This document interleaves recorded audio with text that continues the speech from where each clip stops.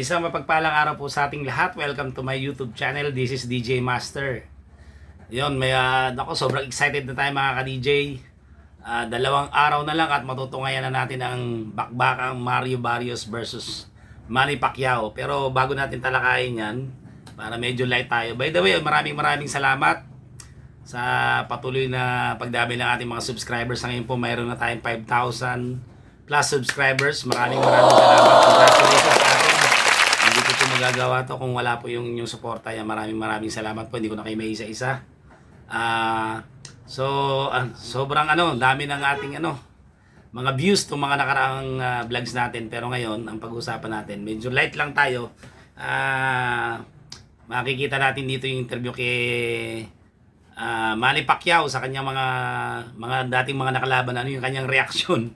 So, iba nakakatawa yan. Panoorin po natin si Manny Pacquiao sa kanyang interview sa mga previous fights niya, mga nakalaban yung mga nakaraan po. Yan. Panoorin po natin mga kadili. Ito po siya.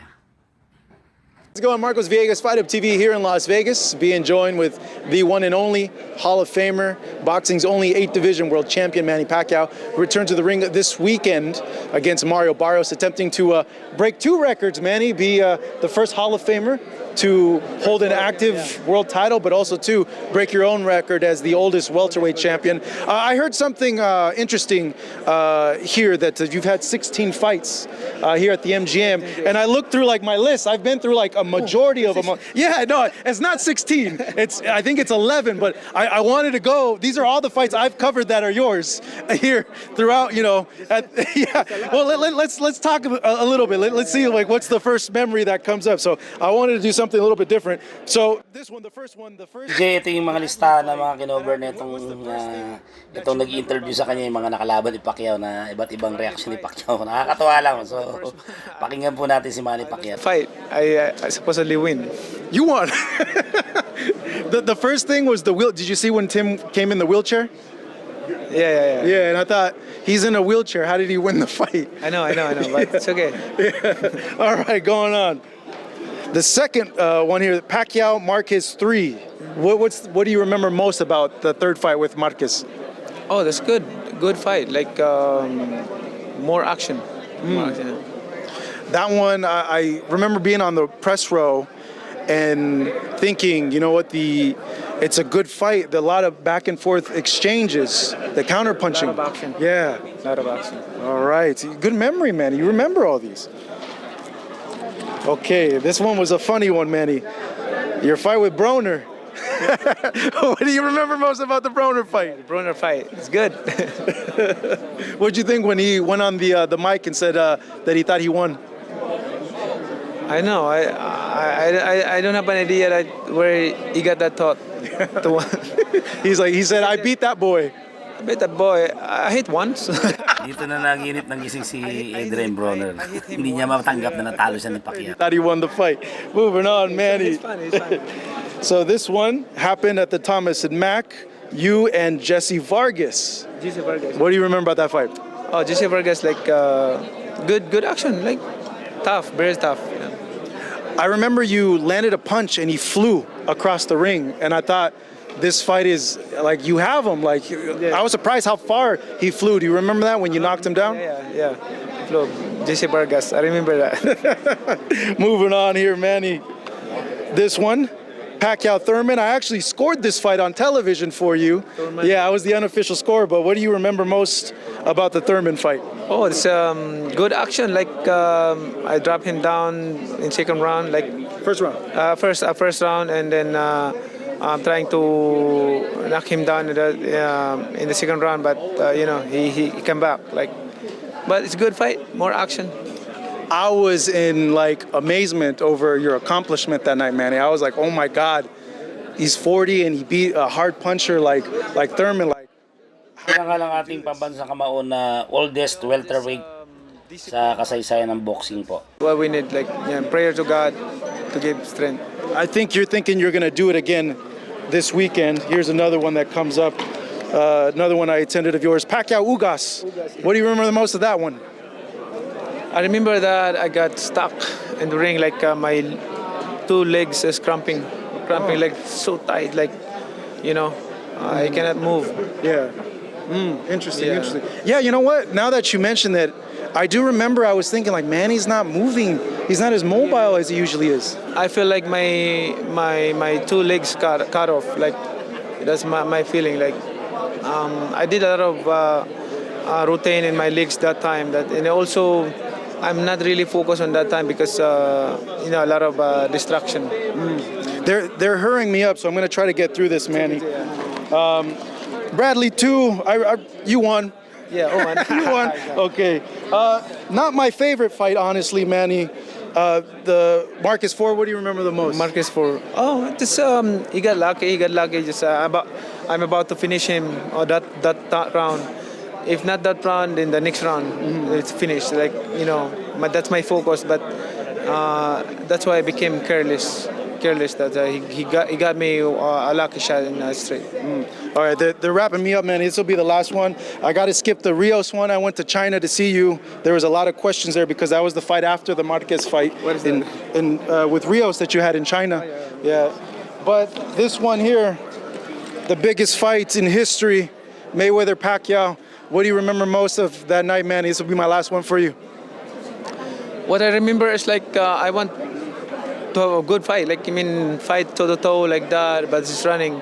But I don't think I thought I won the fight. Like I throw a lot of punches, even though he's moving around. Like I can imagine why I lost the fight.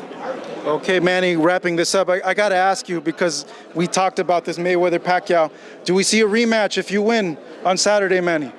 I don't know, just one at a time. Let's talk about that after the fight. All right, well, we'll bring it up. Manny, as always, thank you. Appreciate the time as always. Here with Manny Pacquiao, Marcos Villegas in Las Vegas. Hey, Marcus. Okay mga ka-DJ, dito na magkakaalaman yan sa final press conference ni Pacquiao at ni Manny Barrios. Yan, nagharap na sila.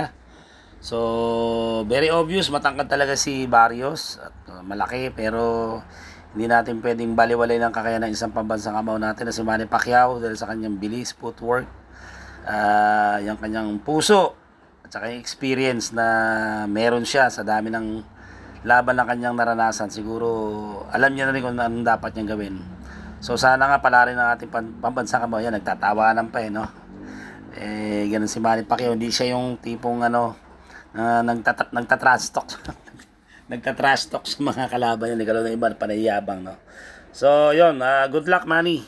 So abangan natin sa linggo dito sa atin sa Pilipinas. Okay, ayun mga ka-DJ, di ba? Siyempre nakakatuwa yung reaksyon ng ating pambansang kamao. Yan yung kay Broner na akala niya siya raw ang nanalo. Hindi ko malaman kung ano to, kung nananaginip ng gising si Adrian Broner. Andun yung binanggit niya kay yung Pacquiao Marquez 4 na kung saan daw sinabi ni Manny Pacquiao na lucky punch ang nangyari, no? Na nasingitan siya. He was about to finish Juan Manuel Marquez in the next round, no? Kasi napabagsak, duguan na yung ilong, no? Tapos syempre ang hindi niya makakalimutan yung kay Mayweather na nagtataka siya paano nanalo. Wala namang ginawa kundi tumakbo, at ayon sa kanyang yung binilang nila yung mga punches na tumama, mas marami kay Pacquiao, pero kay Mayweather pa rin. Wala tayong magagawa, kasama yan sa larangan ng boxing, ganyan. Nawawala yung mga pinapaboran. Kasi alam nyo naman boxing, isa rin tusugal di ba? May mga pustahan. Ang mahalaga sa mata ng sambayan ng Pilipino at sa halos lahat ng mga boxing fans around the world ay alam kung sino yung tunay na nanalo dun sa Pacquiao-Mayweather fight. At hindi natin alam kung pwede pang masundan yun yung Pacquiao-Mayweather 2. Kaya lang sa ngayon, sabi ni Pacquiao kahit anytime pwede niya labanan, kaya lang mas takot siya ngayon kay Pacquiao kasi si Pacquiao bumalik na uli. Yung mga injury, iniinda niya sa shoulder, yung cramps, wala na, okay na. So 100%, kaya sa darating na linggo, inaasahan natin na si Manny Pacquiao ay bibigyan tayo ng magandang laban, umatikabong bakbakan. At si Mario Barrios din, isang Latino, hindi rin umatras yan, sugod ng sugod na sarap, kaya talagang ito yung sigurado magkakatamaan na ganito. Kaya mangyayari dito, matira-matibay na lang po mga ka-DJ. Sana hindi nga kapusin ng ating pambansang kamao, makuha niya ng at least hanggang round 8 kasi pag lumampas pa doon na tayo magkakaroon ng pag-aalinlangan kung kakayanin pa ng ating pambansang kabaw, kasi ang ating fearless forecast ay TKO sa round 8 po. Yan, mahina ang bodega niya ni Mario Barrios, no? Marami ng ilang beses na yan kay Gervonta Davis yan sa bodega tinamaan na bumigay po mga ka-DJ. Yun po, kaya sobrang excited na tayo sa darating na linggo dito sa atin sa Pilipinas, sa US, sa July 19 ng gabi sa kanila, dito sa atin umaga ng July 20. So, yun, ipagdasal natin ang ating pambansang kamao na sana po ay bigyan siya ng malakas na pangatawan, ng maliwalas na pag-iisip, at yung kanyang game plan na ginawa ay ma-execute niya na maayos yun po. So, sana wala pong madiskrasya sa kanilang dalawa, at siguro may the best man win na lang po. Pero syempre, dito tayo kay Manny Pacquiao, suporta natin ang ating kababayan. At idol niyan, ever since idol na niyan si Manny Pacquiao. O nga pala, bago ako magtapos, shoutout nga pala sa aking dating estudyante. Nagkita kami kanina rito sa Palatio, dito sa may shop, yung pinagawa ko yung motor ko. Kay Jason Rebulada, tama ba? Tsaka kay Lay, yung kasama. So, shoutout, maraming salamat. Ingat kayo, keep in touch. Sa Birola pala, lahat ng mga sorry, estudyante ko. Jason sa Birola, naging estudyante salamat. ko sa Repsi dyan, at sa dito, sa mga kasalukuyang estudyante ko. Hindi ko na kayo maisa-isa. So, yun lang po mga ka-DJ. So, abangan po natin. Pipilitin natin may hatid sa inyo kung makakakuha tayo ng live. Abangan nyo po para may share ko po sa inyo. So, hanggang dito na lang po si DJ Master. Pansamantala nagpapaalam po. At nagsasabing laban lang. God bless you all. See you on my next vlog. Bye.